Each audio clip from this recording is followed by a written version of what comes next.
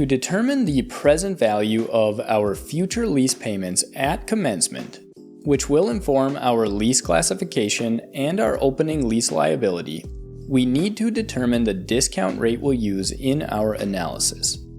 As we discussed earlier, it's unlikely we'll know the implicit rate of the lease, so in most cases we'll need to use our incremental borrowing rate.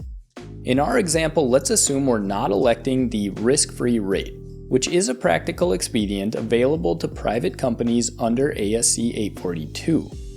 We saw in the previous episode that as a company we've already elected the practical expedient to combine lease and non-lease components for our equipment leases, which increases the opening right-of-use asset and lease liability on our balance sheet.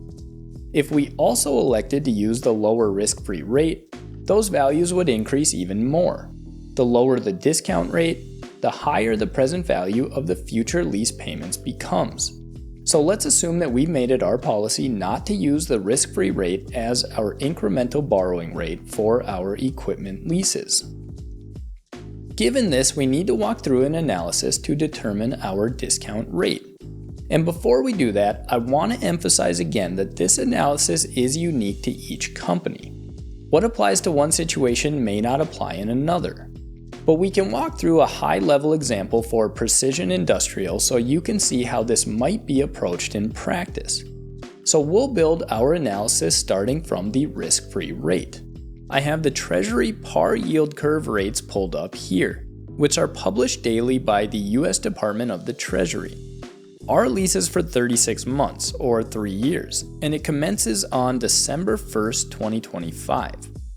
You can see the 3-year rate on that date is 3.55%. Since our lease term is 3 years, we'll use this as the base risk-free rate in our analysis.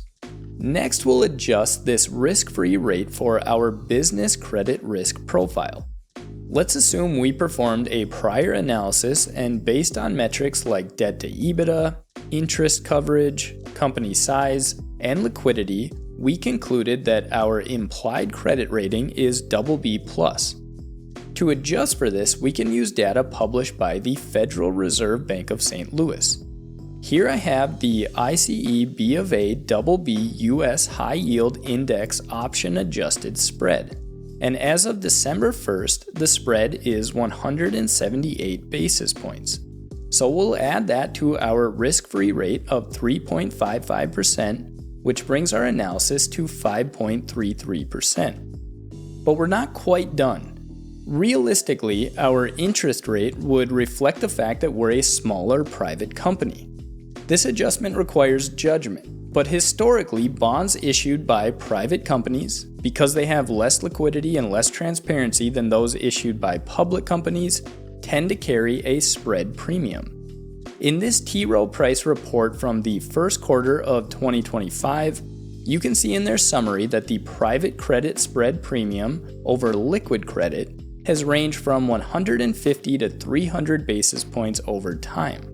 This is judgmental, and different companies may choose a different point in the range. But for our purposes, we'll take the midpoint and add 225 basis points. That brings our estimate to 7.58%. And finally, we need to adjust for the fact that ASC 842 defines the incremental borrowing rate as the rate of interest a lessee would have to pay to borrow on a collateralized basis. So we need to assume these are secured notes.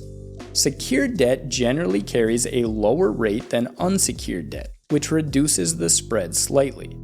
This academic paper, published in 2020 and revised in 2022, analyzed secured versus unsecured debt pricing. They include a table that estimates the secured spread reduction across issuer credit quality, and for BB+ rated companies, they calculate the reduction to be 89 basis points. That's sufficient support for our analysis, so we'll subtract that amount to reflect the collateralized nature of the borrowing rate. And after all that, we've determined our discount rate to be 6.69%. And again, this figure requires judgment. It's not quoted or directly observable. If we had selected 150 basis points from the T. Rowe Price article instead of 225, our rate would have been 5.94%. and it would still be supported by the same literature. This is one of the areas in lease accounting that requires the most judgment, and our incremental borrowing rate will always be an estimate. In our case, we've supported it with reputable sources, and the result seems reasonable and justifiable. So we'll move forward with this rate, keeping in mind that the analysis will differ for every company.